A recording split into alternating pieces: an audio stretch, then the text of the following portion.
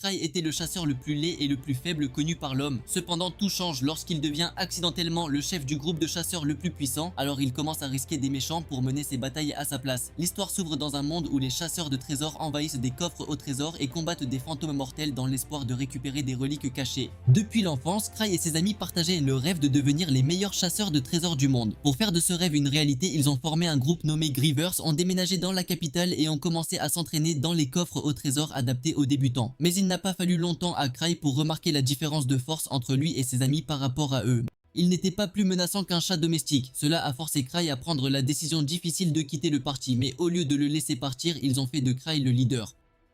Aujourd'hui, Cry est toujours le chef du groupe de chasse au trésor le plus puissant qui existe et il est actuellement en route vers la campagne de recrutement organisée par les 3 parties les plus puissantes du pays. En arrivant sur les lieux, Cry fait la queue lorsqu'il est approché par une chasseuse de niveau 3 nommée Ruta qui dit que c'est sa première fois à une campagne de recrutement. Cry veille donc à cacher son identité.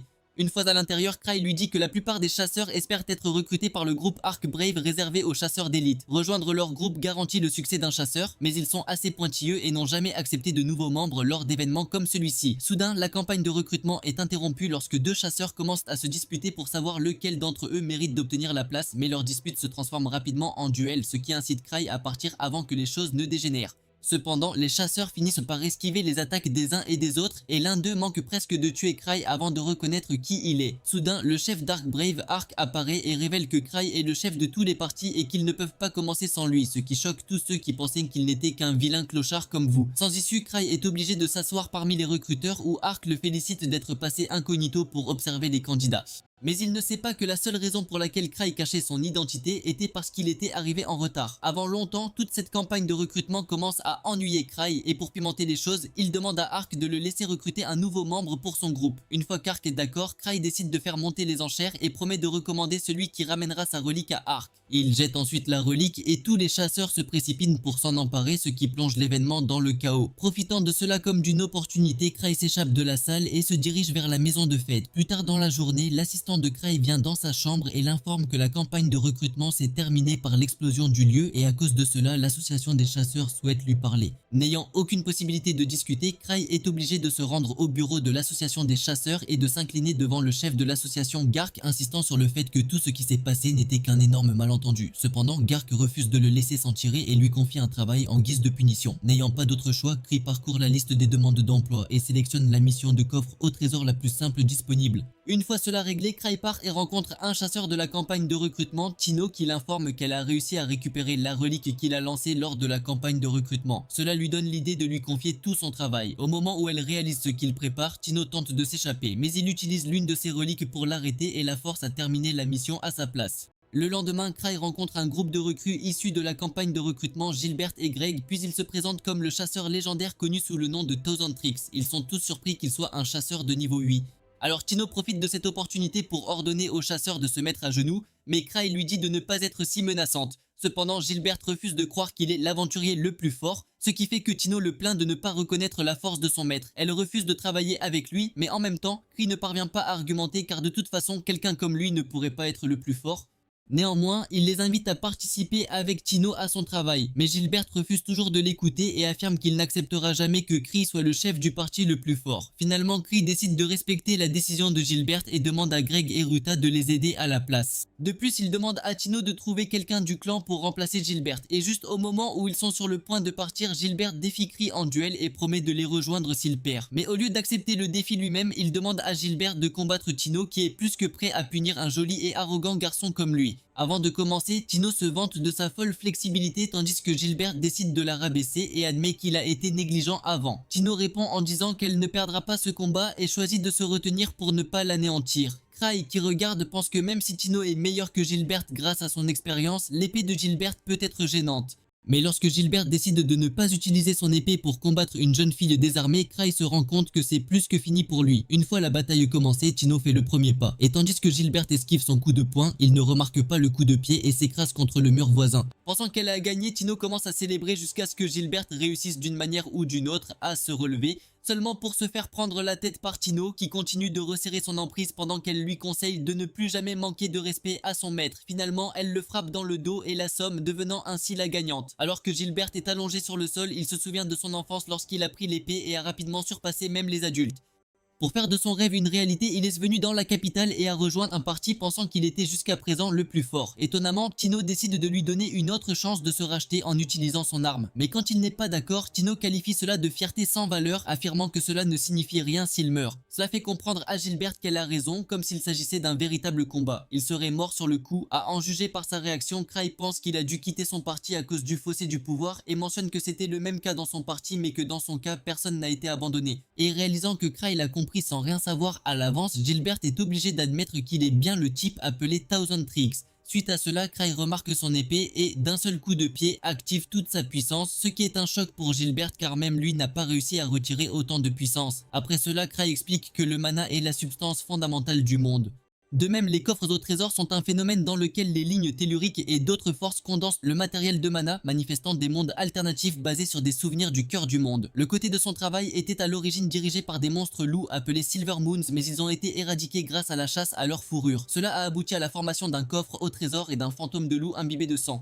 Plus tard, tout en discutant avec Eva, il la rassure sur le fait que le coffre-fort n'est qu'au niveau 3 et qu'étant donné qu'il envoie 4 aventuriers, ils se débrouilleront seuls. Cray remercie Eva de lui avoir donné des informations sur Gilbert car cela l'a choqué de voir Cray deviner correctement tout sur sa vie. Après cela, Cray commence à nettoyer ses reliques en disant qu'elles sont géniales pour lui permettre de faire des miracles et commence à se vanter de son énorme collection de reliques. Cela incite Eva à informer Cray que même s'il reçoit un revenu des Grievers, il ne devrait pas dépenser autant pour les reliques. Apparemment, les revenus des Grievers sont répartis également entre les membres, quelle que soit leur contribution. Et même si Cray ne fait rien, il gagne quand même beaucoup d'argent. Heureusement, cela lui rappelle que certains d'entre eux sont vidés et il rend visite à ses amis pour faire recharger les reliques. Là, l'un d'eux raconte à Cray comment un fantôme capricieux est apparu sur une route du nord et a détruit une caravane entière. Selon des témoins, il ressemblait à un loup et provenait de la tanière du loup blanc, l'endroit où se rendait le groupe de Tino. Au début, Cray pense qu'ils iront bien car Tino est fort et a 3 autres coéquipiers formidables, alors il les rejette comme des spéculations. Mais après avoir entendu ses amis mentionner un autre groupe de chasseurs de niveau 5 disparus à proximité, il vérifie la demande d'emploi et se rend compte que c'est pour leur sauvetage. À en juger par ses expressions, ses amis se demandent si quelque chose ne va pas.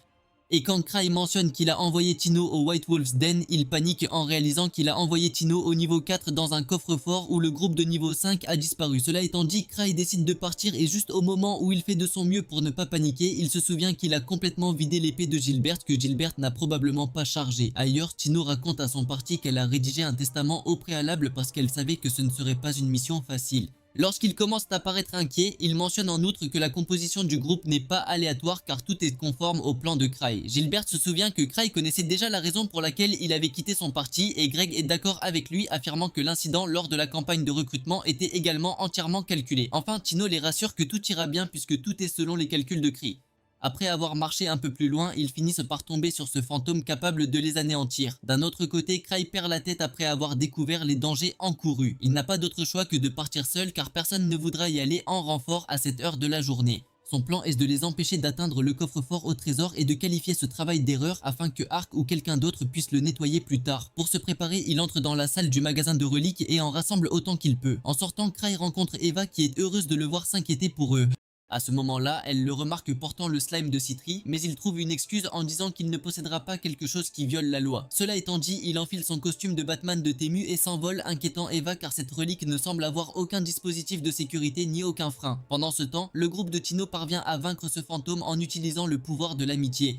Et quand Greg demande la raison pour laquelle Gilbert n'a pas utilisé son épée, il mentionne qu'il ne sait pas comment la charger. En entendant cela, Ruta suggère de battre en retraite, mais Tino refuse, disant qu'ils s'en tiendront au plan. Elle pense que ces chasseurs sont toujours en vie et que l'épuisement des épées de Gilbert doit également faire partie du plan de Cray.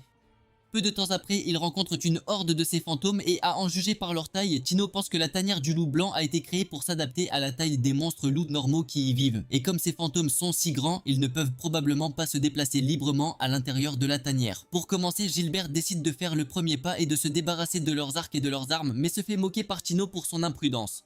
Comme elle le mentionne, revenir avec chaque membre vivant fait également partie de son devoir. Son plan consiste à attirer l'attention de ces fantômes avec Rude, donnant à Greg et Gilbert la chance de les attaquer par derrière. En utilisant cette stratégie, ils ont réussi à vaincre le fantôme en le submergeant grâce à leur travail d'équipe, et cela s'avère être une tâche très facile car les ennemis n'ont aucune notion de coopération.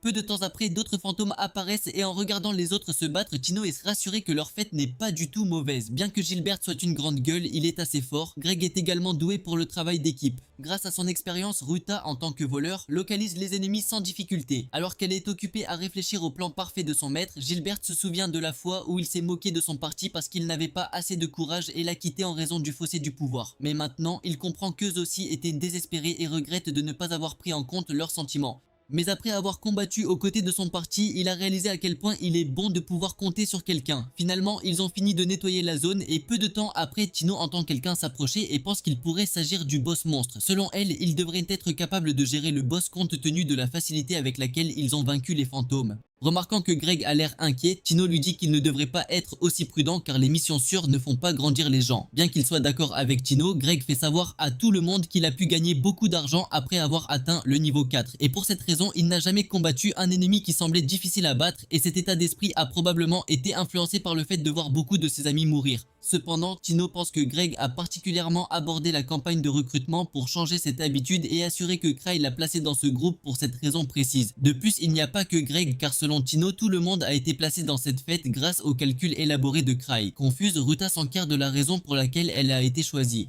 Et après y avoir bien réfléchi, Tino se dit que cela pourrait être dû à ses dimensions impressionnantes. Finalement, il tombe sur un boss 2 fois plus grand que les fantômes et voyant qu'il ne porte pas de casque, Tino se rend compte que ce doit être son point faible. Elle demande aux garçons de suspendre leur grève pour qu'elle puisse agir. Cela étant dit, Gilbert bloque l'attaque initiale et lorsque Greg tente d'abattre le boss, il échoue et son épée est brisée en deux. Heureusement, Tino utilise cette opportunité à son avantage et poignarde le cou du patron, y mettant finalement fin pour de bon.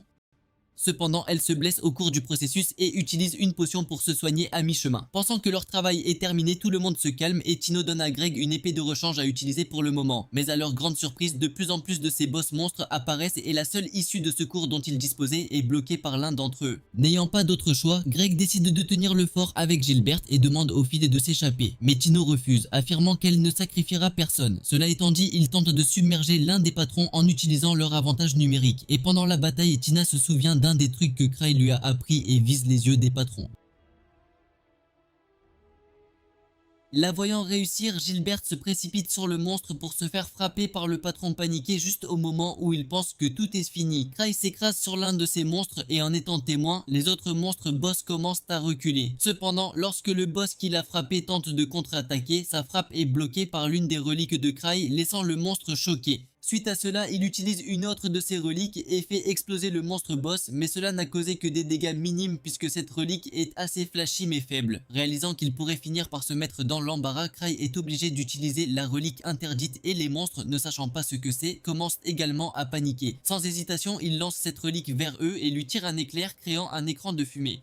Saisissant cette opportunité, Cray suggère de s'enfuir et tout le monde suppose que Cray met un rythme plus lent à cause de la blessure de Tino, ignorant totalement qu'il s'agit en fait de sa pleine vitesse. La gentillesse involontaire de Cray rappelle à Tino l'époque où elle a été vendue à des marchands d'esclaves mais a été sauvée par le groupe de Cray, ce qui lui a finalement donné envie de les rejoindre. Après avoir atteint un endroit sûr, Tina a l'air inquiète après avoir raté son travail, mais Cray la rassure en lui disant qu'il peut dire à quel point elle a bien réussi à en juger par son état. De plus, il guérit ses blessures en utilisant l'une de ses reliques et explique que s'enfuir était la meilleure option. Maintenant que tout le monde compte sur Cray, il continue d'avancer, n'ayant aucune idée de quoi faire ni où se trouve la sortie. Peu de temps après, Cray se rend compte que tout se ressemble exactement, donc on ne peut jamais savoir où il se trouve actuellement. Plus tard, Gilbert finit par demander où ils vont, et pendant que Cray reste silencieux, Tina lui fait savoir qu'il s'éloigne de la sortie. Elle a déjà vu la carte et a une idée générale de la disposition de ces 10.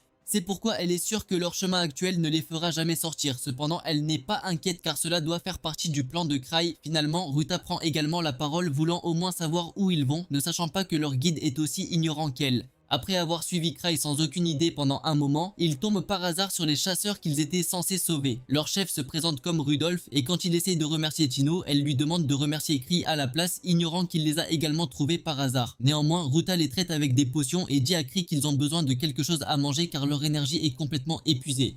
Pour remédier à cette situation, Cree donne à chacun un tas de chocolat de son sac de cadeaux. Pendant ce temps, Gilbert mentionne que même si les fantômes étaient forts, un groupe de chasseurs de niveau 5 aurait facilement dû s'en occuper. En entendant cela, le chasseur de niveau 5 dit que le fantôme qu'ils ont combattu est venu seul et avait le visage couvert par un crâne. Il croit que ce fantôme est la manifestation de la malédiction née de la haine des personnes qui ont perdu la vie à cause des loups les plus faibles. Étant des chasseurs de niveau 5, ils avaient une confiance en leurs capacités, mais contre le fantôme du crâne, ils se sont pliés comme du linge. À en juger par la façon dont il se battait, il pense qu'il pourrait être comparable au chasseur appelé Thousand Swords. Il s'avère que Cray connaît assez bien Thousand Swords car il n'est autre qu'un membre des Grievers et son ami d'enfance Luke. Après avoir entendu parler du mec crâne, Ruta demande à Cray ce qu'il devrait faire et il donne la réponse la plus prévisible, conseillant à tout le monde de partir avant de rencontrer à nouveau cette chose. Mais comme le chef du parti est Tino, il décide de lui rejeter toute la responsabilité, qualifiant cela de bonne expérience alors qu'en réalité il a trop peur pour diriger tout le monde tout seul. Néanmoins, tout le monde se dirige alors vers la sortie. Et en cours de route, le chasseur de niveau 5 demande à Tino de l'utiliser comme bouclier si ce fantôme apparaît, lui demandant au moins de mettre ses compagnons en sécurité. Mais elle refuse de l'utiliser comme sacrifice, disant qu'ils iront bien tant que Cray sera là. Cependant, Cray ne partage pas l'idée comme s'il était seul, il serait déjà parti avec tout le monde présent, ce n'est pas possible. À ce moment-là, il commence à entendre les hurlements de ces fantômes et réalise qu'il ne dispose que de 5 reliques de sécurité. Cray commence également à paniquer. Il n'a pas d'autres reliques car l'anneau de tir n'est pas assez solide. Le slime a actuellement disparu et il a laissé tomber sa relique d'épée quelque part. En dernier recours, il décide de se lancer vers le fantôme tel un missile humain. Peu de temps après, ce crâne fait son apparition et son aura fait trembler tout le monde de peur. Mais à la surprise générale, l'un des membres des Grievers, Liz, apparaît également. Et d'un seul coup de pied, elle envoie le fantôme crâne s'écraser contre le mur. Ensuite, elle rend la relique de l'épée qu'il avait laissé tomber et après avoir réalisé que les autres ne savent pas qui elle est, Liz se met en colère et se demande comment ils peuvent s'appeler chasseurs en premier lieu. Ensuite, elle raconte à Cray à quel point elle était triste d'apprendre qu'il était allé seul au coffre-fort au trésor. Mais ce qui la déçoit le plus, c'est son disciple Tino qui lutte contre des fantômes si faibles. Lorsque Gilbert tente d'intervenir, il se fait projeter contre un mur et après cela, Liz continue de gronder Tino lui demandant si elle est incompétente ou si elle manque d'ambition. Elle traite alors Tino de tas d'ordures et lui reproche d'avoir ruiné sa réputation. En fin de compte, Cray est obligé d'intervenir et de prendre le parti de Tino, disant à Liz qu'elle a fait du bon travail. Il félicite Liz pour avoir appris à se retenir, ce qui finit par améliorer son humeur. Alors qu'ils sont occupés à discuter, un boss monstre apparaît avec une mitrailleuse. Témoin de cela, Liz se prépare à se battre et met son masque. Et juste au moment où le patron commence à tirer, elle se met à bouger comme le héros des films d'action ringards. Grâce à cela, elle attrape facilement chaque balle avec sa main, surprenant toutes les personnes présentes. Liz est énervée contre le fantôme pour avoir pensé qu'il pouvait la frapper en premier lieu et après avoir donné à Tino une autre séance de réprimande rapide, Liz saute en l'air et bat le patron fantôme d'un seul coup. Suite à cela, le crâne fantôme fait son mouvement, mais Liz attrape son épée à mi-coup et lui donne un coup de pied dans les tripes. Elle décroche ensuite un coup de poing brutal et finit par le terminer sans transpirer. Témoin de son pouvoir, Cree ne peut pas croire qu'il pensait que le crâne fantôme était à égalité avec des milliers d'épées et se souvient comment Luke et Liz ont amélioré leur force en se battant. Le lendemain, Gilbert décide d'offrir son épée à Cray car il souhaite tout recommencer avec son ancienne fête. Il prévoit également de passer au niveau supérieur et d'atteindre le niveau de compétence de Liz, mais aucun des trois n'est convaincu. L'année dernière, le sourire a été donné à Cray par un membre des Grievers nommé Citri, qui est un alchimiste renommé et le cerveau derrière Griever. Mais lorsqu'il essaya d'ouvrir la petite capsule, Citri lui déconseilla de le faire car elle était suffisamment puissante pour détruire une ville entière. Maintenant, à l'heure actuelle, Cray devient fou en essayant de découvrir où est allée la capsule. Après avoir rassemblé ses pensées, il se souvient que lorsqu'il l'a ouverte dans la tanière, la capsule était vide. Et même avant cela, la capsule visqueuse restait toujours dans la salle de stockage. Ce Cray se convainquit qu'il devait être vide pendant tout ce temps. Après cela, il quitte sa chambre et tombe sur Eva qui lui mentionne que l'association souhaite entendre un reportage sur la tanière du loup blanc. Cray lui dit de demander à Tino puisqu'elle était le chef du parti et lui demande s'il se passe quelque chose de nouveau dans la capitale. En entendant cela, Eva devient un peu méfiante et pense qu'il cache quelque chose, mais avant de passer en mode Karen complet, Cray parvient à lui échapper et à partir. Il se rend ensuite à la salle d'entraînement où il rencontre Sven, le chef de la croix d'obsidienne. Sven demande à Cray d'empêcher Liz d'entraîner davantage Tino, sinon elle pourrait mourir pour de vrai cette fois. Pensant qu'il exagère, Cray ouvre la porte et trouve Tino allongé par terre. Liz, qui est présente là-bas, n'a pas l'intention de s'arrêter malgré l'état de Tino et la fait presque disparaître jusqu'à ce que Cray intervienne, lui disant d'arrêter. Il lui demande de mettre fin à cette journée compte tenu de l'état critique de Tino et heureusement elle accepte. Cependant, Tino attrape de manière inattendue la jambe de Liz et après lui avoir dit qu'elle peut encore se battre, Tino se relève. À ce stade, Cray abandonne et rencontre Sven à l'extérieur qui l'informe que la route du nord a été verrouillée. Il développe en outre en disant que plusieurs fantômes sont apparus pour même écraser le groupe sur ordre du chevalier. En entendant cela, Kree se dit que l'ennuyeuse tête brillante a dû vouloir en discuter et il maudit Arc de ne pas être là à un moment aussi important. À ce moment-là, il a l'idée d'envoyer Sven parler à l'association et après s'être déchargé de son devoir sur lui, il s'enfuit. Il est parti, le membre du groupe de Sven se demande pourquoi un leader comme Kree reste en retrait pendant que tout le monde accomplit des missions. Sven, qui connaît Kree depuis un certain temps, dit que c'est lui qui fait vivre les Grievers et qu'il n'est rien de moins qu'un monstre lui-même. Ailleurs, Gark s'interroge sur la raison des anomalies dans la tanière du loup blanc et décide d'en parler à Cry. Pour quelqu'un comme Cry qui n'avait jamais mis les pieds dans la tanière auparavant, le visiter si soudainement ne fait que donner à Gark une raison supplémentaire de croire que quelque chose se passe. Pendant ce temps, quelque part autour de White Wolf's Den, une organisation secrète discute de l'implication de Cry dans la révélation de leur plan secret. L'auteur de cette activité illégale est le responsable de la recherche de la capitale, qui manipule les lignes telluriques et les stocks dans sa base, ce qui provoque des anomalies. Si ces recherches fonctionnent, il pourrait créer des coffres au trésor à volonté. Lorsque les mages commencent à se demander où se trouve Sophia, à un moment aussi important, le chef les rassure qu'elle est déjà en route et qu'une fois de retour, elle résoudra sûrement ce problème pour eux. D'un autre côté, Cry rêve du sourire détruisant la ville et se réveille paniqué pour trouver Liz endormie à côté de lui. Ce matin-là, Gark se présente pour rencontrer Cry, mais Liz lui dit de partir car Cry est occupé. De plus, elle se moque de lui parce qu'il compte toujours sur Cry pour faire son travail et Liz finit par donner un coup de pied à Gark qu'il bloque facilement. Cela se transforme en combat entre eux et pendant que cela se produit, Cry invite l'assistante de Gark, Kaina, à prendre du thé.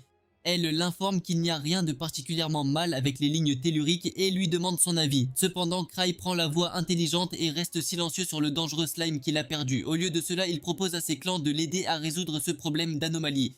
Et comme avant, il laisse également ce travail sur les épaules d'Arc. Pendant ce temps, la bataille entre Liz et Gark continue. Et après avoir écouté ses moqueries pendant un certain temps, Gark finit par perdre son sang-froid et passe en mode bête. Témoin de cela, Kree pense que même si Gark est actuellement à la tête de l'association, il était autrefois un chasseur de niveau 7, d'où la raison de son pouvoir. Avant que les choses ne deviennent incontrôlables, Kree les arrête, disant qu'ils en ont fini avec la discussion. En entendant cela, Liz s'accroche à lui tandis que Kaina suggère également de rentrer chez elle. Plus tard dans la journée, Kree et Liz sortent faire du shopping et discutent du fait que Gark le bonhomme approche peut-être de la date de sa retraite. Liz dit en outre que Gark ne sera peut-être pas capable de gérer les fantômes du palais de nuit s'il reste comme ça. Curieux, Kree demande s'ils sont plus forts que le mec au crâne de la tanière, mais Liz ne semble pas s'en souvenir. Comme elle ne prête aucune attention aux faibles comme celui-là, cela rappelle à Cry que Citri et les autres sont toujours au palais de la nuit et ils décident de s'occuper du problème de Slime avant que cela ne devienne un problème pour eux. Sorti de nulle part, Liz lui tend son sac et épingle un mec au hasard présent à proximité. Lorsqu'on lui demande la raison, elle mentionne qu'il les regardait depuis un certain temps. Cry lui demande de le laisser partir et s'excuse auprès du gars avant qu'il ne s'enfuit. Après s'être caché, il se demande comment cela s'est produit alors qu'il les suivait de loin et ne comprend pas la raison pour laquelle Cry lui a permis de s'enfuir. Alors que leur rendez-vous se poursuit, ils finissent tous les deux par errer dans l'endroit le plus dangereux de la capitale. Lorsque Liz lui demande s'il cherche quelque chose, Cry accepte et pense aux personnes disparues à proximité, lui faisant croire qu'il pourrait s'agir d'un ragoût de slime. De plus, il connaît un magasin de crème glacée à proximité et décide d'y jeter un coup d'œil avec Liz. Il ne sait pas que le gars qui les suivait est présent au magasin de glace car c'est l'une de leurs bases de recherche secrètes. Finalement, ils se sont tous deux rendus au magasin de glace et ont essayé d'entrer même s'il était fermé. Mais comme personne n'a répondu, ils ont été contraints d'abandonner. De retour à la maison, Cry regrette de ne pas avoir pu trouver le slime et demande à Liz quand Citri reviendra. Dans un premier temps, Liz propose de l'aider, mais après avoir découvert qu'il avait besoin d'aide avec les créatures magiques, elle recule disant que cela pourrait prendre un certain temps à Citri pour revenir. À ce moment-là, Eva apparaît et informe Kree qu'ils ont sélectionné des membres pour se joindre à l'enquête de White Wolf Den. Arc étant absent, l'équipe d'Obsidian Cross sera de la partie et l'enquête débutera demain. Heureusement, Cry est détendu car il ne les rejoindra pas et donne son approbation. Pendant ce temps, le chef de l'organisation secrète est informé que leur magasin de glace a été explosé et que sans en connaître la raison, des milliers de pistes l'ont délibérément négligé, ce qui les rend confus. En entendant cela, l'un de leurs membres, Sophia, suggère de les combattre de front. Elle pense que c'est l'occasion idéale de tester le système de défense qu'elle a construit et d'éliminer les ennemis afin qu'aucune information à leur sujet ne soit divulguée. Le chef est d'accord, disant que depuis que Cry les a remarqués, il n'y a aucun moyen que leur plan puisse aller plus loin sans faire de victimes. Ailleurs, Tino prend son temps pour effacer l'humiliation de son corps après avoir obtenu la compétence délivrée par Liz. Une fois qu'elle a terminé, Tino visite la salle et s'interroge sur les raisons pour lesquelles tant de chasseurs sont rassemblés. L'un des chasseurs informe que Cry en envoie un grand nombre pour enquêter sur un coffre-fort au trésor de niveau 3, ce qui lui fait croire que quelque chose ne va pas. En entendant cela, Tina se demande si les monstres ont évolué depuis. Peu de temps après, Cry fait une apparition et est informé par Eva que Arc ne pourra pas venir. Elle a donc rassemblé ses chasseurs pour le remplacer. Cependant, le radin se rend compte que l'embauche d'autant de personnes coûtera cher et suggère d'en envoyer seulement la moitié. En entendant cela, tous les chasseurs commencent à paniquer, ce qui amène Cry à se demander ce qui se passe exactement dans ce coffre au trésor de niveau 3. Néanmoins, se rendant compte que cette décision inquiète tout le monde, il confirme qu'il y a suffisamment de récompenses pour tout le monde et Eva est d'accord. De plus, Cry se souvient que le slime n'a pas encore été trouvé et pense que c'est peut-être lui qui cause des problèmes. Soudain, Liz apparaît et dit que si c'était elle, elle y irait seule. Liz demande alors à Cry de la laisser accepter cette demande avec Tino, mais il refuse catégoriquement car il est bien conscient des ennuis qu'elle pourrait causer. Cela incite Eva à lui demander s'il prendra le commandement et sans aucun moyen d'échapper à la situation, il finit par accepter à condition de les rejoindre plus tard. Après la réunion, Liz confronte Cry pour ne pas l'avoir laissé rejoindre et il calme Liz en lui donnant un autre travail. Avant de partir, l'un des chasseurs interroge Cry sur les choses auxquelles ils doivent faire attention et il leur dit de faire attention au slime. Simultanément, l'organisation découvre son plan d'enquête complet et le chef conseille à ses hommes d'écraser les ennemis. En réponse, l'un des hommes dit que les Grievers pourraient être gênants. Mais selon Sophia, seuls 3 membres des Grievers sont présents dans la capitale, tandis que d'autres sont en mission. Elle dit que Liz peut être traitée en prenant des mesures contre ses attaques physiques, tandis que Cry ne peut pas utiliser toutes ses capacités sans avoir quelqu'un pour la guider. Enfin, les techniques de magie alchimique de Citri peuvent être prises en charge par le système de défense de Sophia. Cela étant dit, elle demande la permission à leur chef de les éradiquer, ce à quoi il accepte, ordonnant à ses hommes de suivre son commandement. En revanche, Sven et les autres qui se trouvent au coffre au trésor de White Wolf Den ne trouvent rien de remarquable. Après cela, Sven reçoit un appel de quelqu'un et part avertir l'autre groupe de chasseurs. Mais ils finissent par se moquer de lui non seulement parce qu'il n'a rien trouvé, mais aussi parce qu'il lui dit de faire attention au slime. Sven répond en disant qu'il les a avertis par compassion car tous les membres de son groupe sont également des guérisseurs et qu'ignorer silencieusement les victimes va à l'encontre de leurs principes. Mais alors que ce groupe continue de se disputer sur la présence de slime, Sven décide de leur raconter une histoire. Selon lui, ils sont tous allés à une fête d'observation de fleurs dans le passé et Cry leur a dit d'apporter leurs armes. L'endroit où ils sont allés est maintenant un coffre-fort au trésor appelé Prism Garden. Cela a fait croire à Sven que Cry pouvait voir l'avenir et c'est exactement la raison pour laquelle il a investi dans une pierre de communication pour entendre les paroles de sagesse de Cry. Pendant ce temps, Liz continue de demander à Cry la raison pour laquelle ils ne partent pas. Et même s'il est conscient de sa promesse de montrer son visage avant la fin de l'enquête, la présence de Liz rend les choses assez difficiles. C'est à ce moment-là que Citri leur rend visite au retour de son voyage. Après cela, elle prévient Cry que leurs ennemis sont puissants et doivent être détruits avant qu'ils ne deviennent plus forts. Elle dit ensuite à Cry que le slime est un produit raté, mais elle l'a quand même fait pour que le slime ne les attaque pas tous les deux. Ensuite, Citri réfléchit à l'excuse que Cry lui a donnée et réfléchit à la façon dont le slime s'est non seulement échappé de la capsule, mais a également ouvert le coffre-fort pour sortir. Puisqu'il n'y a pas de bouche d'aération dans la pièce, le slime a dû sortir par les égouts, du moins selon Cry. Le lendemain, Sven retrouve les autres chasseurs arrivés pour les aider et apprend que Cry leur a demandé de prendre le commandement depuis la croix d'obsidienne. Sven lui pose alors des questions sur Liz et après avoir découvert que Cry l'avait empêché de venir, il est très reconnaissant car si elle était là, personne ne pourrait coopérer. Ensuite, il dit à tout le monde de se rassembler et demande si quelqu'un a déjà combattu un sourire ou a apporté quelque chose d'utile pour combattre le slime. Même si la plupart d'entre eux ne sont pas d'accord, les rares qui apportent uniquement des objets inutiles, comme un spray anti-sourire. Finalement, ce chasseur nommé Gain intervient, proposant de combattre le slime si Sven a peur. En entendant cela, tout le monde commence à se moquer de lui et Sven répond en disant qu'il pourrait devenir la première victime et lui demande de laisser quelques informations afin qu'il puisse se venger. Cela incite Kin à se moquer de tout le monde pour avoir écouté un gars qui ne s'est pas présenté et après son départ, une méchante aux cheveux roux, Talia, dit qu'elle est une alchimiste qui a travaillé avec Citri et qu'ils ont tous deux fait des recherches sur les slimes ensemble. Grâce à cela, ils ont réussi à fabriquer une potion capable d'éliminer les slimes, mais le seul inconvénient est qu'elle ne fonctionne sur rien d'autre.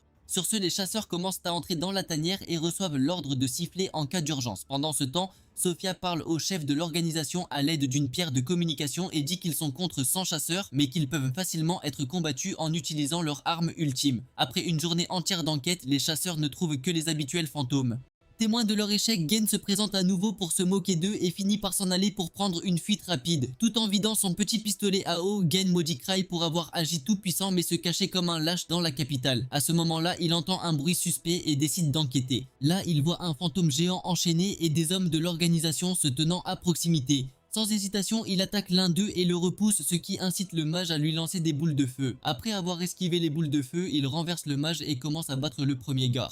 Cela donne au mage une chance d'injecter une potion étrange dans le corps du loup, le faisant grossir et se transformer en une créature ressemblant à de la bave. Au même moment, Sven entend un sifflet et ordonne à tout le monde de se précipiter vers la forêt. Il commence à chercher Gin et finissent par le rencontrer, seulement pour l'entendre admettre que crier était juste depuis le début. Peu de temps après, le slime se dirige vers les chasseurs et sans perdre de temps, Sven tire avec un arc ciblant les jambes du slime. Pendant que les chasseurs continuent de le cibler avec des attaques à longue portée, Sven dit à son camarade de soigner Gin, qui les informe de tout ce dont il a été témoin. Suite à cela, Sven tire quelques flèches supplémentaires mais n'inflige aucun dégât et le slime commence à cibler les chasseurs. Voyant cela, Sven prend la potion de Thalia et elle lui dit de la mettre dans le corps du slime car cela le fera s'autodétruire. Cela étant dit, Sven attire l'attention du slime et celui-ci saute vers lui. Après avoir calibré son point d'atterrissage, Sven y dépose la potion et attend que le slime se pose dessus.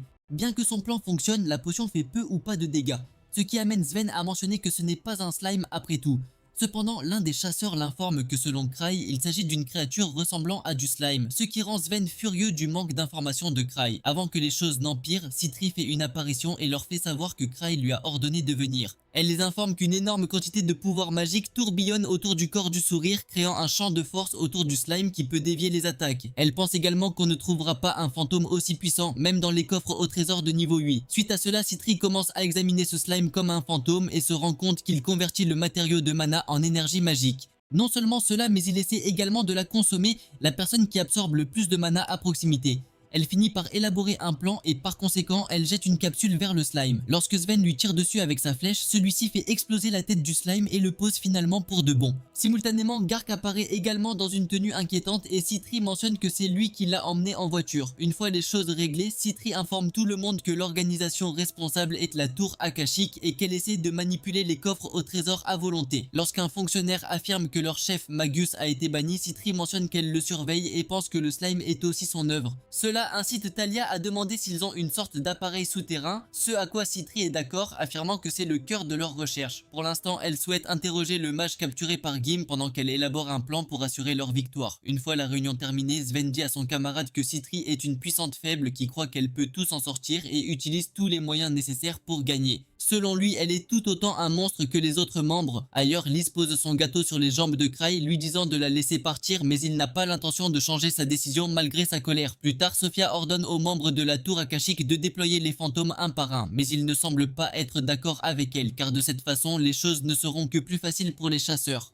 En fin de compte, il pense que Sophia manque peut-être d'expérience au combat et un mage nommé Flick a ignoré ses ordres et a dit à ses hommes de déployer tous les fantômes en même temps. De leur côté, Sitri et les autres sont occupés à interroger les mages capturés et après avoir garanti leur vie, elle les interroge sur l'endroit où se trouve Magus. Mais quand ils refusent de dénoncer leur maître au look vintage, Sitri n'a d'autre choix que d'utiliser de l'eau colorée sur eux. Voyant cela, le fonctionnaire confronte Sitri au sujet des dangers de cette potion et Gark lui déconseille également de torturer les captifs. Pour apaiser leurs inquiétudes, elle boit elle-même l'eau colorée, choquant toutes les personnes présentes. Un bruit fort perturbe leur rencontre alors qu'un autre de ces fantômes fait son apparition. Premièrement, Sitri suggère de déterminer le type de champ de force afin de trouver un moyen de le briser. Pour cela, elle demande au porteur du bouclier de se placer sur le chemin du fantôme afin qu'elle puisse vérifier la direction de son champ de force. L'un des chasseurs s'exécute et le voyant bloquer l'attaque du fantôme fait comprendre à Sitri que son champ de force tourne vers la droite et repousse tout ce qui entre en contact avec lui. N'ayant toujours aucune idée de comment le faire tomber, elle commence à calculer différents résultats quand, de manière inattendue, un autre fantôme apparaît. Voyant cela, Sitri pousse un soupir de soulagement et traite les gens de la tour akashique de mort cérébrale.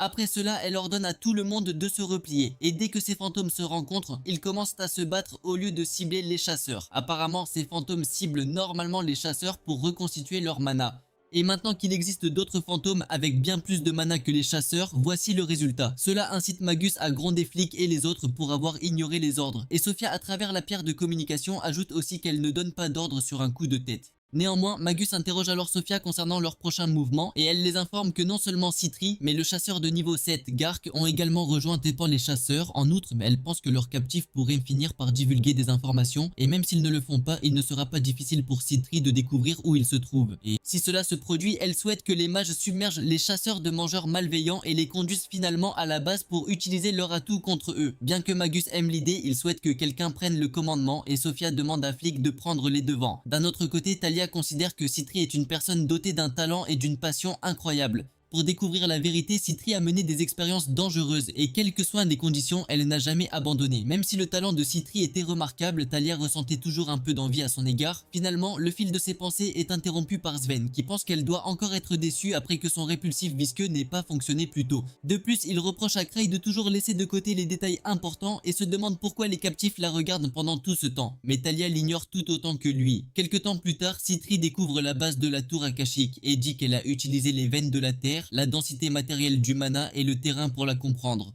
Après cela, elle a demandé aux captifs si elle avait bien deviné et à en juger par à quel point ils commencent à paniquer, Citri se rend compte que c'est le cas. Sven suggère alors d'attaquer leur base et après l'avoir entendu, les captifs paniquent encore plus et demandent à Sophia de les arrêter. Confus, les chasseurs commencent à se demander qui est Sophia et Citri explique qu'elle est une disciple de Noctis Coquelier et son ennemie de toujours. Selon elle, à moins que Magus et Sophia ne soient capturés, les recherches ne prendront pas fin. Enfin, Citri lui reproche son incompétence de ne pas avoir pu attraper Sophia plus tôt et promet de la jeter en prison au plus vite. Ailleurs, Kraï avec Liz et Tino est également arrivé dans la forêt, mais il est assez inquiet de ce plan compte tenu de ses membres ressemblant à Stickman. Tino explique que la tanière du loup blanc est juste devant, et voyant Liz lui tenir la main, elle tente également sa chance, seulement pour se faire crier dessus par Liz qui dit qu'il est encore trop tôt pour quelqu'un comme elle. Simultanément, les autres se dirigent vers la cachette. Et en chemin, Gain regrette de ne pas avoir cru Cri plus tôt. Citri mentionne que Kraï est né pour être un chasseur de trésors et qu'il pourrait même atteindre le niveau 10 un jour. Soudain, elle regarde le ciel et un éclair frappe leur groupe.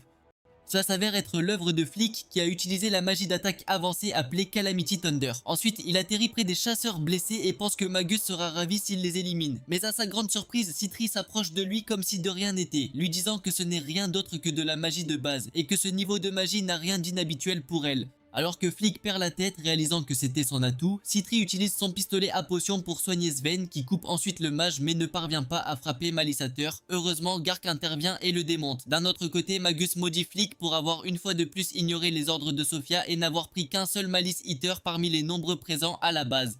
Réalisant que non seulement les fantômes ont été pris en charge mais que leur base a été découverte et que le tonnerre de calamité n'a pas fonctionné, les mages pensent que tout a été orchestré par des cris. En dernier recours, ils demandent à Magus de le réserver mais celui-ci refuse, affirmant qu'ils peuvent toujours utiliser leur atout, l'akashique. Pendant ce temps, Citri remarque les fantômes à l'extérieur de la base et pense qu'ils devront les éliminer pour atteindre la base. Gark soutient le plan, suggérant que tous les trois avancent et écrasent les fantômes avec le soutien des chasseurs. Sur ce, les chasseurs ont commencé à combattre les mangeurs de méchanceté lorsque sorti de nulle part, un robot géant appelé Akashic est apparu et a submergé Gark avec sa force brute. Sven commence également à avoir du mal à cibler les Malice Eaters avec son objectif de Stormtrooper et se blesse dans le processus. À ce moment-là, Liz élimine l'un des Malice Hunters, faisant comprendre à tout le monde qu'il s'agit de renforts de Kraï, mais ils ne savent pas qu'elle s'est éloignée de Kraï d'elle-même. Peu de temps après, Tino remarque le mouvement des captifs évadés à proximité et se demande si elle devrait les attraper.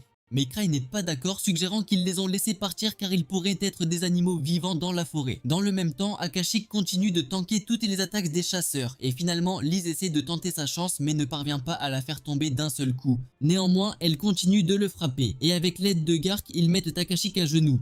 Mais il reprend rapidement pied et après avoir repoussé Gark, il esquive l'attaque de Gark en sautant en l'air. Profitant de cette opportunité, Liz tente de réussir une frappe. Mais de manière choquante, Akashic libère son bouclier et blesse la silhouette en sablier de Liz. N'ayant pas d'autre choix, elle est obligée de fuir les attaques à longue portée et d'infliger un minimum de dégâts chaque fois qu'elle en a l'occasion.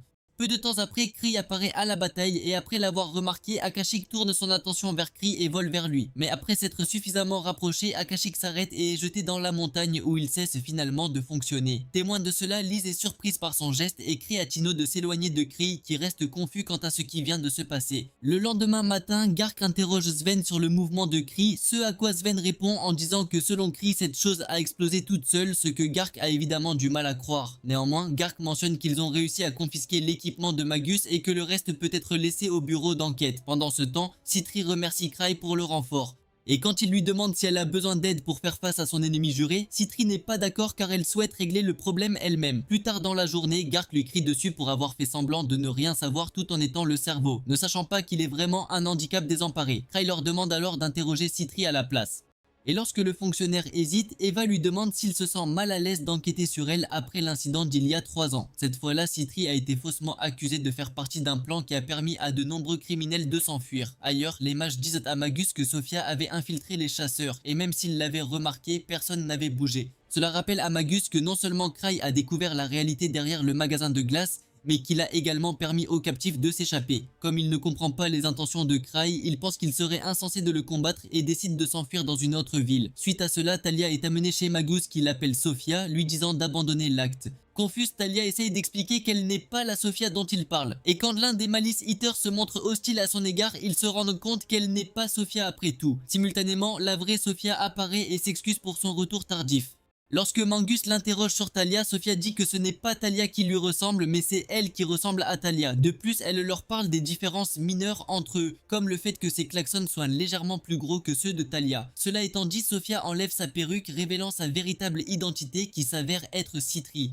Frustré, Magus demande si elle s'est déguisée en Sophia et apprend que depuis leur première rencontre, Sophia a toujours été Citri. Les mages la confrontent pour les avoir trahis et Citri mentionne qu'elle a toujours respecté Magus et sa curiosité insatiable. Magus avait tout depuis un équipement coûteux jusqu'à des matériaux rares qui l'aidaient à fabriquer des choses comme un kashyyyk, ce qui lui aurait pris beaucoup de temps si elle avait été seule. Enfin, elle dit que Cry a tout laissé passer inaperçu à cause de ses avertissements. Et même si elle n'a rien divulgué, Citri pense que Cry a tout vu. Désormais, tous les résultats des recherches seront confisqués et les mages seront traités comme des criminels. Mais rassurez-vous, Citri se chargera désormais des recherches. Enragé, Magus utilise ses pouvoirs et enveloppe Citri de flammes pour qu'elle en ressorte indemne. Abasourdi d'être témoin de cela, Magus se fait expliquer par Citri que la raison pour laquelle elle est restée indemne est grâce au slime, son dernier projet qui absorbe le mana de l'environnement et l'utilise pour grandir. En entendant cela, Magus prévient Citri que le slime peut tout consommer dans le monde et Citri lui dit que c'est pourquoi elle souhaite l'utiliser comme sujet de test. À ce moment-là, les mages lâchent une bombe fumigène demandant à Magus de s'échapper. Mais alors qu'il s'apprête à quitter la pièce, Magus heurte quelqu'un et tombe dans les escaliers.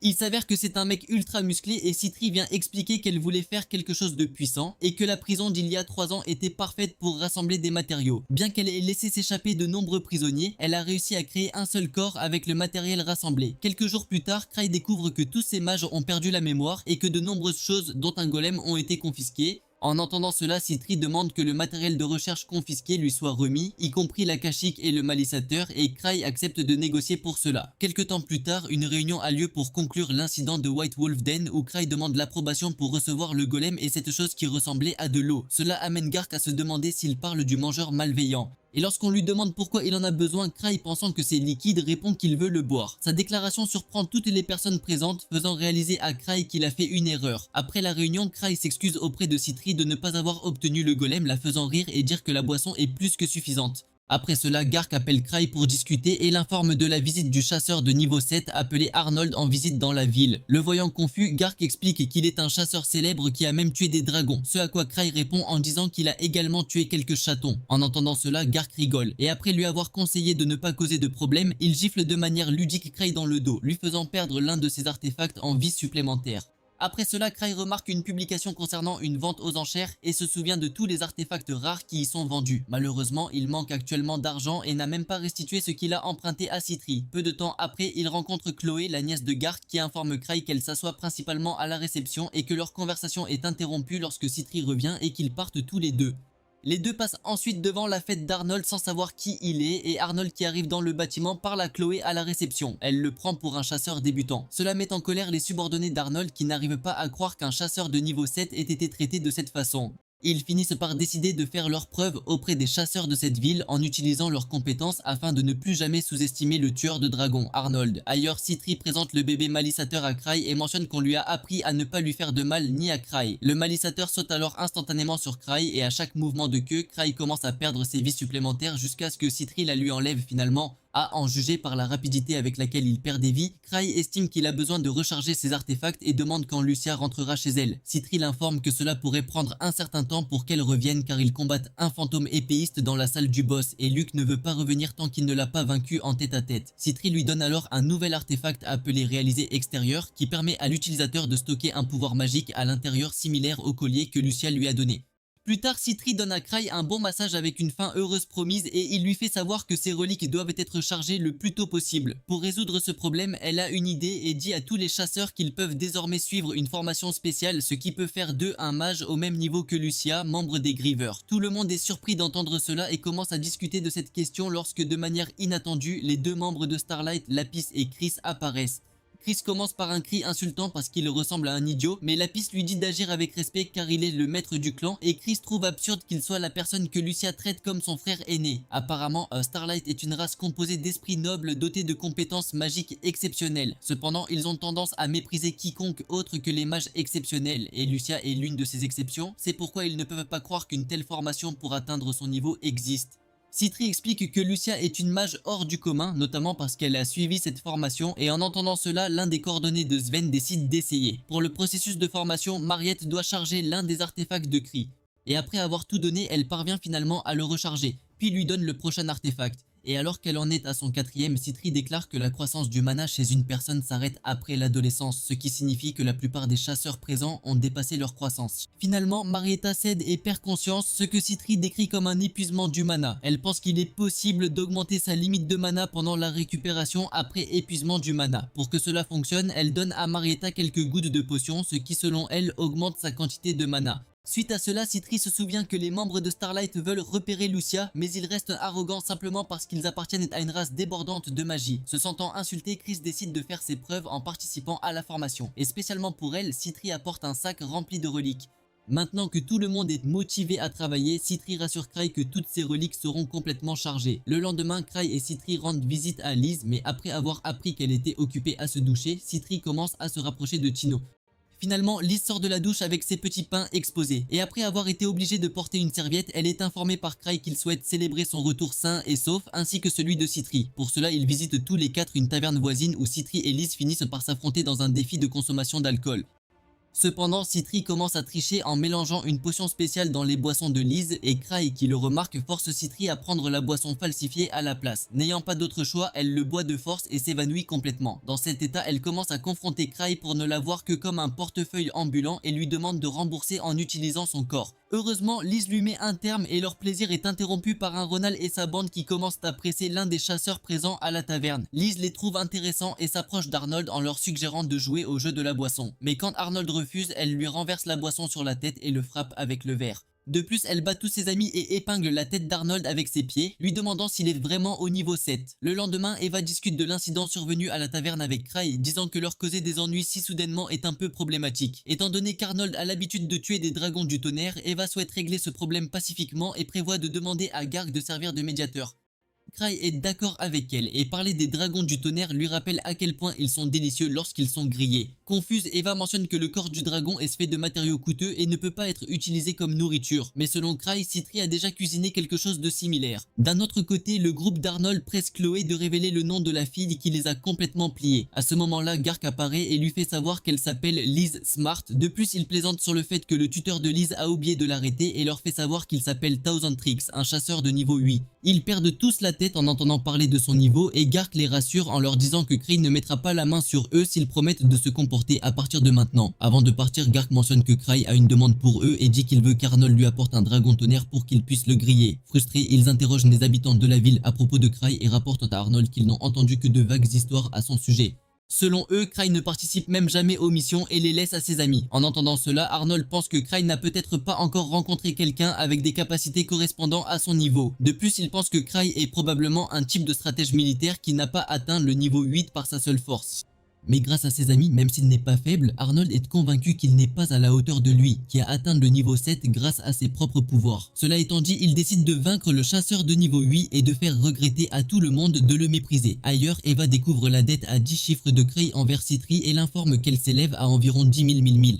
Cela rappelle à Cry que Citri a fait 3 suggestions pour lui faciliter le remboursement. La première consiste à jeter Citri en prison et à faire défaut sur la dette. La deuxième est de se marier pour consolider leur patrimoine. Et enfin, le troisième est de devenir son époux. Il plaisante sur le fait que l'épouser pourrait être la seule option et Eva lui dit que c'est possible tant qu'il ne gaspille pas d'argent car les revenus de Griever sont plus que suffisants pour la rembourser. Elle suggère de plonger pour une fois dans les coffres au trésor en solo pour gagner de l'argent sans se rendre compte que c'est trop pour un faible comme lui. Une fois qu'Eva est partie, il commence à s'inquiéter de la dette et essaye de se vider l'esprit en prenant l'air. À ce moment-là, Tino arrive et lui demande s'il a besoin de quelque chose car elle est prête à faire tout ce qu'il veut. Cette triste excuse d'homme finit par demander de l'argent à Tino.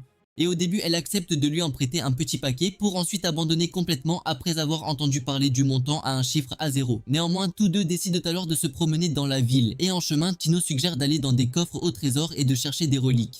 Comme une vente aux enchères est en cours et qu'il pourrait se vendre à un prix élevé, elle pense qu'il pourrait trouver des reliques précieuses. Mais s'il le pouvait vraiment, il n'y aurait aucune raison de s'endetter. Peu de temps après, ils finissent par tomber sur la fête d'Arnold et à en juger par leur attitude agressive, Cray admet que Liz était en faute l'autre jour et s'excuse en son nom, disant qu'il ne veut pas gâcher son rendez-vous avec Tino pour le moment.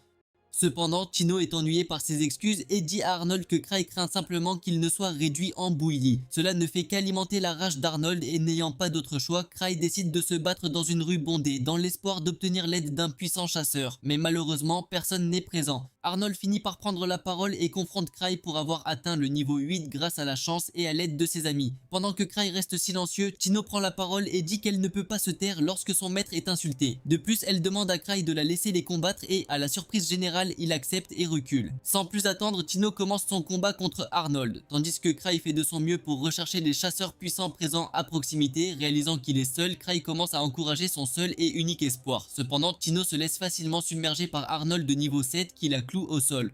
À ce stade, Cray est obligé d'utiliser le médaillon que lui a donné Lucia. Il s'avère qu'il lui avait demandé d'ajouter un sort au médaillon qui ne soumettrait que les chasseurs de haut niveau sans les éliminer ni blesser quelqu'un d'autre. En utilisant ce sort spécifique, Cray parvient à projeter tout le monde au sol, y compris Arnold, et révèle qu'il s'agit de magie gravitationnelle. Après cela, il dit à Arnold que s'il souhaite toujours le combattre, il doit y avoir certaines conditions. Puisqu'il est le chef des parties, Arnold doit progresser en battant tous leurs parties, y compris Obsidian Cross, Starlight et Arcgrave. S'il parvient à vaincre ces trois-là, alors seulement Cray relèvera son défi. Suite à cela, ils visitent tous les deux un restaurant où Tino s'excuse de ne pas avoir répondu aux attentes de Cray et se qualifie de pathétique, quelqu'un qui ne mérite même pas de manger le gâteau qu'ils ont commandé. Avant que Cray ne puisse dire quoi que ce soit, Tino a demandé à Cray une chance de se racheter et lui a posé des questions sur un coffre-fort contenant un trésor inestimable afin qu'elle puisse rembourser sa dette à un chiffre à zéro. Plus tard dans la journée, Cray rencontre Chloé qui souhaite enquêter sur l'incident avec Arnold. Elle commence par se demander pourquoi il provoquait Arnold en demandant qu'on lui donne un dragon du tonnerre, ce à quoi Cray répond qu'il n'a jamais demandé cela en premier lieu. De plus, il demande à Chloé de dire à Arnold qu'il veillera à ne pas l'oublier maintenant. Une fois l'enquête terminée, il se lève pour partir mais est arrêté par Chloé qui rappelle à Cray l'examen de chasseur qu'elle a échoué il y a 3 ans et se demande ce qui lui manquait. N'ayant aucune idée de quoi dire, cette grande bouche commence son jappement insensé, disant à Chloé qu'elle aurait dû le remarquer maintenant. Il pense qu'elle pourrait réussir l'examen maintenant, mais ce n'est pas nécessaire car Chloé remplit déjà son rôle de réceptionniste de l'association des explorateurs. Après avoir abandonné sa sagesse, Cray part et se souvient plus tard que Chloé n'a échoué que parce qu'elle était mineure et qu'elle aurait pu réussir si elle n'avait qu'1 an de plus. Quelque temps plus tard, Chloé dit à Arnold que Cray a annulé la demande de viande de dragon et a promis de ne pas les oublier jusqu'au moment venu. Enfin, Chloé hésite à dire une dernière chose que Cray a dite, et quand il la presse de le dire, elle finit par crier et dire à tout le monde qu'Arnold semble aimer les melons de grande taille, prenant tout le monde, y compris Arnold, par surprise. Suite à cela, il se moque de Cray pour vouloir les faire combattre des parties puissantes de son clan et peu de temps après, l'un de ses subordonnés revient. Il mentionne que Sven a carrément refusé de les combattre et l'a invité à prendre un verre à la place. Chris a également décliné l'offre tout comme Lapis. Pendant ce temps, Isabelle, membre du groupe Arc Brave, l'a traité d'idiot pour avoir pris les cris au sérieux en premier lieu. Néanmoins, Laria améliore l'humeur d'Arnold en lui rappelant la relique qu'ils peuvent vendre lors de la prochaine vente aux enchères. Ailleurs, Matisse examine une relique que Tino a découverte dans l'un des coffres au trésor et informe Cray qu'il s'agit d'un objet provenant d'une civilisation magique de haut niveau. Mais quant à ses effets, Matisse demande du temps pour bien l'étudier car il a déjà beaucoup de travail grâce aux enchères. En apprenant cela, Cray demande à Matisse de lui laisser voir les reliques pour la vente aux enchères. Et pendant qu'il fait ça, Matisse apprécie une conversation avec Tino et lui conseille de s'appuyer sur ses amis dont le bon Arien Cray. Tino est d'accord et considère Cray comme une personne merveilleuse qui est non seulement assez stricte mais qui a également une tonne de dettes. Pendant ce temps, Cray tombe sur une relique qui est un masque ressemblant à l'une de ses reliques préférées que Liz a cassée. S'il s'agit de la même relique, Cray peut avoir le pouvoir de changer de visage et de se déplacer librement dans la ville sans aucun garde ni avoir à faire face à Arnold. Finalement, il demande à Matisse de le laisser s'occuper du propriétaire de ce masque et lui demande ses coordonnées. Plus tard, Tina se demande comment Cray va l'acheter et l'informe que Citri dépense déjà une tonne pour ses recherches, elle n'aurait peut-être pas économisé grand chose. Cray se rend compte que s'il le demande à Liz, elle pourrait commencer à collecter de l'argent de force. Et à part Citri, il n'a personne pour lui prêter de l'argent. À ce moment-là, ils remarquèrent les gardes d'une famille noble se tenant devant le bâtiment de leur clan. Et peu de temps après, Arc sort pour voir un blond nain nommé Éclair. Après avoir terminé sa conversation avec Ark, elle se demande ce que Kree regarde. Ark présente ensuite Éclair comme la fille d'Earl et dit à Éclair que Kree est le maître du clan. Réalisant que Kree est ce qu'on appelle les 1000 trucs, Éclair mentionne que son père parle souvent de lui mais en réalité il a l'air étonnamment moyen. Elle continue d'insulter Kree et après s'être fatiguée demande pourquoi il ne riposte pas. Kree répond en disant qu'il fait toujours de son mieux pour être prudent avec son comportement, ce qui surprend Éclair et sur ce elle part. Après cela, Kree s'assoit avec Ark pour avoir une conversation et lui demande s'il peut lui prêter de l'argent. Ark refuse carrément, et peu importe à quel point Kree essaie de le persuader, la décision d'Ark reste la même. En fin de compte, il finit par demander à Sitri de lui prêter de l'argent et étonnamment, elle accepte même lorsqu'elle a dû vendre du matériel de rechange pour rassembler la somme. Elle propose de l'aider à négocier avec le propriétaire de la relique et tout ce que Kree espère, c'est que le vendeur la vende pour environ 30 000 milles. Mais à sa grande surprise, le vendeur de reliques s'avère être Arnold. Et dès que les pourparlers commencent, Luria mentionne que le masque est un objet très rare qu'ils ne vendront pas à bas prix et menace de le vendre aux enchères s'ils tentent de le rabaisser. Sitri répond en disant que le masque est une relique effrayante, ce que Kree ne veut pas vraiment en premier lieu et elle pense que les nobles ne s'en prendront pas non plus à quelque chose comme ça. Arnold prend alors la parole disant qu'ils ne peuvent pas fixer de prix sur la relique car ils ne connaissent pas encore ses pouvoirs. S'ils le vendent à bas prix, ils finiront par passer pour des imbéciles, il vaut donc mieux le détruire. Il demande ensuite si Kree connaît ses pouvoirs, mais Kree refuse de les révéler et mentionne qu'il s'agit d'une relique dangereuse dont l'utilisation est illégale dans le pays. Au début, Arnold considère Kree comme un mauvais négociateur, mais il réalise ensuite qu'il se demande si c'est un piège. Il commence à penser que le masque pourrait être dangereux et c'est pourquoi Kree a essayé de le récupérer avant la vente aux enchères. Cependant, après avoir découvert qu'Arnold est le propriétaire, Kree a peut-être changé d'approche et veut maintenant qu'il souffre. Pensant avoir compris, Arnold offre 10 000 milles pour le masque car il pense que tomber dans le piège de Kree et s'accrocher au masque pourrait être le geste le plus stupide. Comme prévu, Cetria accepte de l'acheter à ce prix jusqu'à ce qu'elle soit interrompue par une tonne de personnes qui commencent à enchérir. Finalement, Éclair apparaît et propose de payer 100 000 milles pour le masque. Eva informe plus tard Kree que les rumeurs selon lesquelles il aurait demandé un prêt à Ark se sont répandues dans toute la ville, ce qui a fait penser à tout le monde qu'il s'agissait de la relique la plus solide. Néanmoins, Eva lui déconseille de contracter d'autres prêts lorsque de manière inattendue, Sitri apparaît avec un achat plein d'argent équivalent à environ 800 000 milles qu'elle a économisé pour leur mariage. Cela étant dit, elle suggère de rendre visite à Claire et d'essayer de la persuader. Cependant, sa présence chez elle impressionne Claire et elle dit que ses nerfs rivalisent. Kree lui fait savoir que ses arcs sont bien meilleurs que lui car il ne le voit que comme un ami. Pensant se moquer d'Ark, Claire se met en colère et accuse Kree d'avoir atteint le niveau 8 en utilisant le pouvoir des reliques. Au lieu de cela, elle décide d'offrir ce masque à Ark, mais Kree pense qu'Ark pourrait ne pas l'aimer car on ne peut pas devenir fort avec juste une relique. Sitri intervient alors en disant qu'elle en a 200 000 milles, ce qui est plus que l'offre de 100 000 milles d'Éclair. N'ayant pas d'autre choix, Éclair est obligé de demander de l'aide à son papa, qui apprend qu'ils peuvent en rassembler environ 1000. Enfin, son père ordonne à Éclair de remporter la guerre des enchères car il n'y a pas de place pour la faiblesse dans leur famille. Le lendemain, Sitri avec Liz et Kree se rendent aux enchères avec 950 000 milles et Kree a décidé d'abandonner si le coût de vente dépasse son budget. Après être arrivé au lieu de vente aux enchères, Kree rencontre Tino et son groupe et lui demande pourquoi elle n'est pas venue avec eux trois pour se faire rappeler par Tino qu'il ne l'a jamais invité. Néanmoins, Kree pense que c'est mieux s'ils ne vont pas ensemble car ils se démarquent beaucoup trop à cause des rumeurs. De plus, Kree demande à Tino de vendre aux enchères en son nom et lui dit d'augmenter l'enchère à son signal. Éclair arrive également et leur donne l'épaule froide, ce qui fait comprendre à Sitri qu'elle a dû acquérir les fonds. Peu de temps après, la vente aux enchères commence et Liz se demande quand la relique du masque sortira. Kree mentionne que cela pourrait prendre un certain temps grâce à l'attention qu'il reçoit et regrette de ne pouvoir enchérir sur d'autres reliques en raison de ses fonds limités. Cependant, une épée dont la longueur de lame peut atteindre 3 mètres attire l'attention de Kree et il commence à avoir du mal à se contrôler. Ensuite, une cape qui permet de respirer sous l'eau commence à tester encore plus la discipline de Kree, ce qui l'amène à se demander si ce masque est vraiment si important ou s'il devrait opter pour une approche de quantité plutôt que de qualité. Alors que les reliques continuent d'arriver, Kree commence à perdre la tête jusqu'à ce qu'ils finissent par céder et se lever pour enfin enchérir sur une relique. Mais à leur grande surprise, la prochaine relique mise aux enchères s'avère être le golem akashique que Sitri n'a pas réussi à récupérer. Inquiète, Kree demande si elle est d'accord, ce à quoi elle accepte en disant que s'ils le font, son masque sera hors de question. Cependant, après avoir appris qu'il s'agit d'un souvenir de ses camarades, quelque chose d'important pour Sitri, Kree change d'avis et commence à enchérir pour le golem. Peu de temps après, le prix de l'enchère atteint 300 000 milles et quand Sitri lui demande s'il est d'accord, il accepte, sachant que c'est son argent au départ. Alors que le prix continue d'augmenter, Liz espère que les gens abandonneront avant d'atteindre 950 000 milles. Mais malheureusement, l'un d'eux enchérit 990 000 milles, ne laissant à Kree d'autre choix que d'utiliser son atout et d'acheter le golem à 600 000 milles. Inquiète, Liz mentionne que cela dépasse leur budget et qu'ils pourraient avoir des ennuis s'ils n'en paient pas le prix.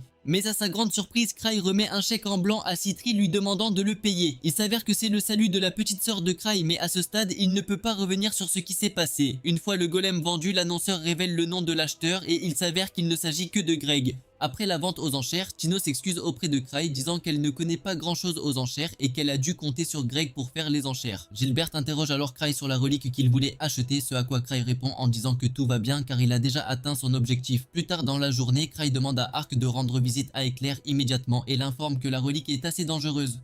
En entendant cela, Ark se demande s'il a besoin d'armes et Cry n'est pas d'accord, disant qu'il vaut mieux s'en passer. Cela étant dit, Cry est sûr qu'Ark recevra ce masque en cadeau d'Éclair et il pourra ensuite le lui acheter à un prix amical. Pendant ce temps, Éclair est assise dans sa chambre, se souvenant que son père a dit que Cry l'avait laissé remporter l'enchère, car selon ses renseignements, Cry avait déjà quitté les lieux avant le début des enchères. Frustré, Éclair se demande ce qu'il y a de si spécial dans la relique quand de manière inattendue le masque parle, lui demandant si elle veut du pouvoir. De plus, il se met à voler et dit qu'il donne de l'espoir aux personnes fragiles. Quelque temps plus tard, Ark arrive également chez elle et est informé par son père qu'Éclair s'est enfermée dans sa chambre et qu'il pense qu'elle pourrait lui montrer son visage. À ce moment-là, ils entendent une forte détonation et quand son groupe va enquêter sur le bruit, ils voient un garde s'écraser sur un vase suivi de l'apparition de Claire qui a ce masque attaché à son visage. Elle commence à devenir folle et veut éliminer ceux qui se moquent d'elle. Voyant cela, Ark s'approche d'elle et lui demande ce qui s'est passé et Claire lui dit qu'elle a acheté le masque pour lui. Il lui montre sa gratitude et demande à Claire de lui remettre le masque. Mais alors qu'elle s'apprête à obéir, Claire remarque l'épée à côté d'Ark et lui demande s'il en a vraiment besoin. Cela rappelle l'avertissement d'Ark of Chris de ne pas apporter d'armes. Et quand Éclair perd à nouveau le contrôle d'elle-même, il recule et ordonne à son groupe d'arracher son masque. Ailleurs, les camarades d'Arnold parlent de vendre le masque pour 200 000 milles et sont ravis car il s'est vendu bien plus que prévu.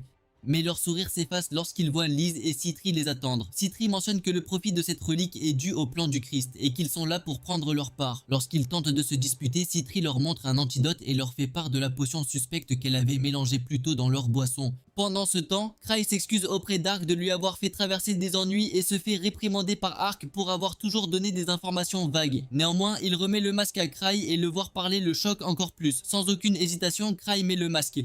Mais après avoir réalisé que les statistiques de Cry sont pires que celles d'un raton laveur mort, même le masque est obligé d'abandonner Cry. Cependant, même si ce n'est pas une face inversée, c'est une relique qui parle et Cry décide de la garder. Combien de temps pensez-vous que Cry pourra conserver cette fausse identité? Commentez Hunter si vous avez regardé jusqu'à la fin. Comme d'habitude, merci de votre écoute et nous vous reverrons dans la prochaine.